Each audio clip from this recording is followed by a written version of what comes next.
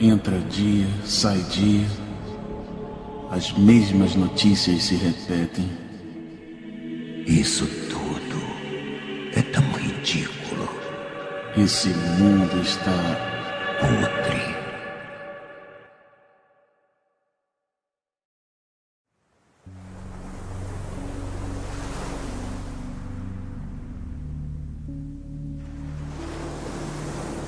A história da ilha de Jeffrey Epstein não começa com sirenes, nem com manchetes, mas sim do jeito mais padrão possível.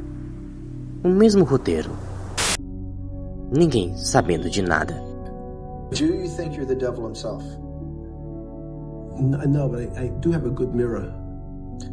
It's a serious question. Do you think you're the devil himself? I don't know. Why would you say that? Because you have all the attributes. You're incredibly smart. You remember the devil is somebody who knows that? Uma linda ilha no Caribe, comprada por um financista difícil demais de explicar de onde veio sua riqueza. Nada em comum até aí. Gente rica compra ilhas o tempo todo. Dizem que a distância era apenas um paraíso comum. As águas cristalinas do Caribe, palmeiras se requebrando com o vento e a colisão das águas sobre as rochas da ilha do Caribe.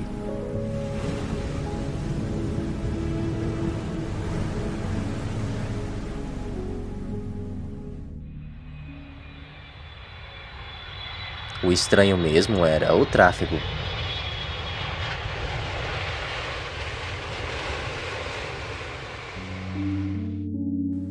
Aviões indo e vindo, os mesmos pilotos, os mesmos convidados e sempre o mesmo silêncio. Por cerca de 2 décadas, funcionava como realmente deveria funcionar. Acesso restrito, festas privadas, convites, longe das câmeras e sem a imprensa enchendo o saco. Do mesmo jeito que outros espaços da elite operam.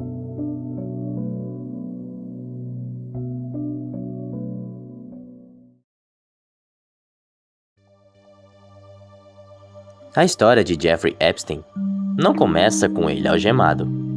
Ela começa do jeito mais incômodo possível, com uma ligação.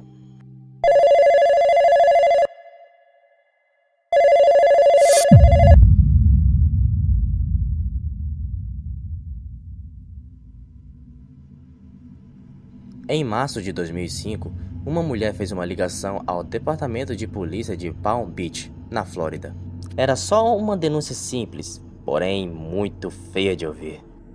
Ela disse que sua enteada de 14 anos havia sido levada até a mansão de Jeffrey Epstein por uma garota mais velha. É claro que tinha dinheiro envolvido ali. Segundo o próprio relato, a menina havia entrado dentro da mansão e saído dali com $300 no bolso. O motivo? Tirar a própria roupa e massagear Epstein. Não era uma festa, muito menos um mal-entendido. Era uma transação de serviço com dinheiro vivo. A polícia de Palm Beach resolveu fazer algo raro: levar o caso a sério. Eles abriram uma investigação secreta que durou 13 meses. Não foi 13 dias, nem 13 semanas. Um ano inteiro investigando o mundo de Epstein. E quando foram fazer uma busca em sua mansão ainda na Flórida, aí o clima azedou. O chefe do departamento de polícia, Michael Ritter, ele começou a perceber um padrão até que meio que estranho. O problema não era só Epstein em si, era quando o nome dele aparecia nos relatórios. As investigações não iam para frente, o ritmo caía e sem muito avanço significativo. Daí, ele toma uma decisão que quase ninguém daquele sistema teria coragem de tomar. Falou em público. So many levels. There is no explanation. I didn't believe it back then. I don't believe it now. It's just unfathomable to me. Em maio de 2006, a polícia queria acusá-lo de múltiplos crimes sexuais com de menores. Mas o promotor local, Barry Krischer, enviou ao caso a um grande júri e, de repente, algo estranho acontece. Epstein é apenas indicado por solicitação de prostituição. Um tapa na mão. Por quê? Conexões poderosas? Advogados caros? Quem sabe? Na busca em sua casa, a polícia encontrou o arquivo visual. 2 câmeras escondidas e um grande painel de fotos de adolescentes, em sua grande maioria sexualizadas. Muitos dos rostos nas fotografias já eram conhecidos. Eram os mesmos que a polícia vinha investigando há meses. Uma mulher com o nome de Adriana Ross, ex-modelo polonesa, era assistente pessoal de Epstein nessa época. Ela foi pega carregando caixas de equipamentos eletrônicos de forma discreta. Suas ações são muito precisas e muito bem calculadas. Ela remove unidades de computadores e outros equipamentos eletrônicos dentro da mansão ainda na Flórida. Ela era responsável pela faxina da mansão, mas um pequeno pedaço de papel acabou escapando de sua vista e também de suas mãos. Foi quando o detetive Joseph Waker encontrou o recibo na lixeira. Um recibo da Amazon. A lista de compras era o índice para um tipo de roteiro muito específico. Suas compras eram Slavecraft, roteiros para servidão erótica. Princípios, habilidades e ferramentas. Treinamento com a senhora Albernetti. Um caderno de exercícios para escravos eróticos e seus donos. Sejamos sinceros, é uma compra bem estranha. A rotina na sua casa era quase que um ritual. Um ex-empregado relatou aos investigadores que ele teria que fazer 3 massagens por dia. 3 massagens, como se fosse um tratamento médico. Uma necessidade de Epstein. O FBI começou a fazer as contas, e a lista oficial, aqueles que lhe podiam comprovar com detalhes já comprovados, tinham 34 menores. Depois do acordo, esse número subiu para 40. 40 vítimas que entraram no gabinete e saíram da mansão de Epstein, marcadas para sempre. Em 2018, uma jornalista chamada de Julie Brown, do Miami Herald, colocou a lanterna no buraco. Ela achou 80 vítimas e conseguiu localizar 60. Os detalhes da história é coisa de embrulhar o estômago, como o caso de 3 gêmeas que vieram da França para o aniversário de Epstein e no dia seguinte voltaram após terem sido usadas. O recrutamento era uma rede internacional. Adolescentes trazidas do Brasil, da América do Sul, da Europa, das ex-repúblicas soviéticas, e toda essa rede tinha um nome: a agência de modelos MacTube, do francês Luc Brunel. A alegação oficial dessa agência de modelo não era só encontrar novos rostos para novas capas de revistas. Ela também funcionava como uma espécie de mercadoria para a mansão de Epstein. Julho de 2006. O FBI finalmente resolve nomear o caso. Chamaram de Operação Ano Bissexto. A acusação tinha 53 páginas. Meia dúzia desses documentos relatavam o horror que as vítimas passaram dentro da casa de Epstein. O dossiê estava pronto. Estava na hora de levar o maior abusador de menores à Justiça Federal. Mas é aí que entra o maldito acordo. Alexander Acosta, o procurador da Flórida daquela época, sentou para negociar. Do outro lado da mesa estava nem mais ninguém menos do que Alan Dershowitz, o famoso advogado e professor de Harvard. E o que eles costuraram não foi nem mais do que uma sentença e muito menos uma condenação. Epstein recebeu imunidade total para todas as acusações federais. Epstein foi sentenciado a 18 meses de prisão, mas cumpriu apenas 12. O Miami Herald colocou a caneta no ponto. Esse acordo essencialmente encerrou todas as investigações do FBI. Outro detalhe que é muito importante ressaltar é que esse acordo foi costurado sem o consentimento das vítimas. Vítimas essas que reviveram o horror. detalharam com detalhes precisos sobre cada um dos acontecimentos. E agora, não serviu de nada. De qualquer forma, Epstein saiu totalmente impune de toda essa situação. –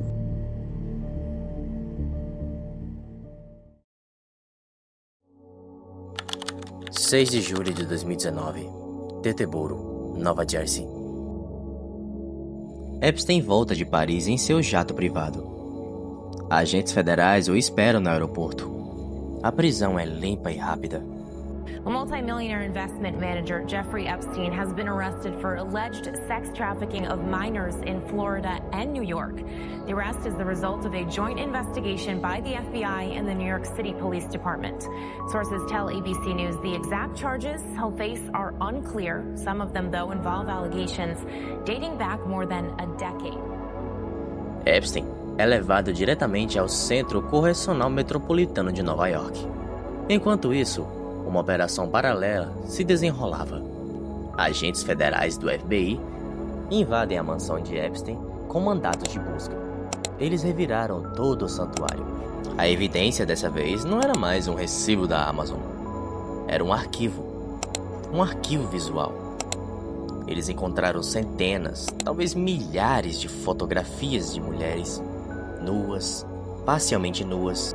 E o pior dentre de todos esses detalhes, em sua grande maioria, eram menores de idade.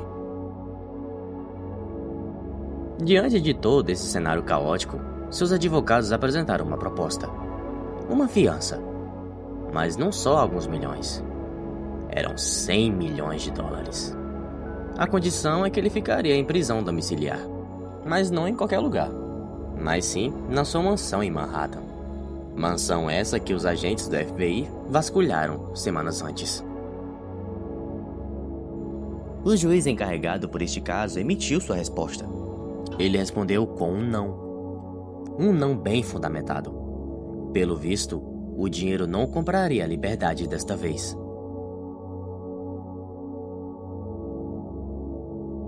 Vinte dias mais tarde, o mundo acorda com uma notícia chocante. Jeffrey Epstein é encontrado morto dentro de sua própria cela, no Centro Correcional Metropolitano, na madrugada de 10 de agosto de 2019. A causa oficial de sua morte, segundo os próprios agentes, a morte de Jeffrey Epstein poderia finalmente ter dado um ponto final em todo esse pesadelo. Mas para muitos, foi apenas o começo para algo ainda maior, que seria revelado anos mais tarde. Nas entranhas da internet, muitas teorias começaram a surgir. Muitos ainda acreditam que Epstein não morreu, apenas forjou sua própria morte.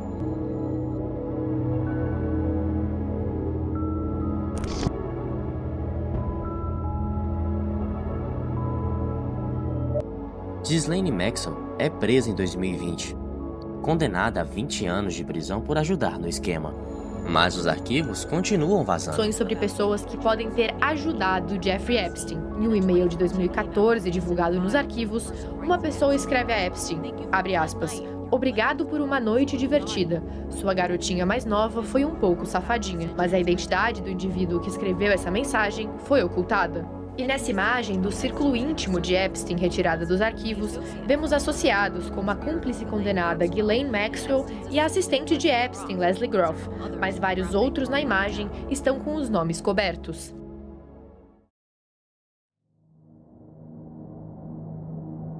Após a sua morte, os arquivos foram finalmente liberados nesse ano de 2026. Dentro de toda essa estrutura macabra, há um ponto vital. Eram os nomes de seus compradores de maior perfil, para quem que Jeffrey Epstein fornecia sua mercadoria mais sombria: meninas. Por cerca de 20 anos, a lista se manteve ocultada. Um verdadeiro fantasma. E em 2025, acontece algo inesperado. Um tweet até então deletado do próprio Elon Musk, na época conselheiro da Casa Branca, disse em letras miúdas que Trump estaria nos arquivos Epstein. Ironicamente, antes das eleições, Trump havia prometido que liberaria todos os arquivos do caso Epstein. E aí, ganhou a eleição, hoje é presidente e começou a evitar falar sobre o assunto. Mas, por causa de advogados que não recuaram, vítimas que ainda clamavam por justiça e também por pressão popular, os órgãos de inteligência do governo dos Estados Unidos começou a ter dificuldade de engavetar todo este caso. E em janeiro de 2026, o governo americano liberou cerca de 3 milhões de arquivos do caso Epstein. Fora todo esse alvoroço dos arquivos, ainda tinha sua ilha privada no Caribe. E sabe lá o que acontecia lá, né? Diante de todo este caso, de toda essa magnitude, comparando com o caso do P. Diddy, conseguimos chegar em uma única conclusão. A elite é governada por pedófilos. Não sou eu que está dizendo isso. E também não é muito difícil você se questionar sobre isso. É só olhar você um pouco para trás também. Um pouco para o passado. E vai perceber que esse caso em específico é apenas mais um. Muitos famosos, inclusive, não é muito difícil você encontrar que essas pessoas também tiveram um certo envolvimento com abuso de menores. Até o próprio Michael Jackson caiu nessa.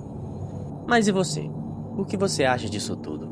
Será que o caso Epstein ainda pode ter alguma solução? Ainda pode haver justiça? E aí? O que você me diz? Pode deixar sua opinião aqui nos comentários, que eu irei ler. Fique à vontade. Eu sou Isaú. Tamo junto. Fique com Deus. E até a próxima.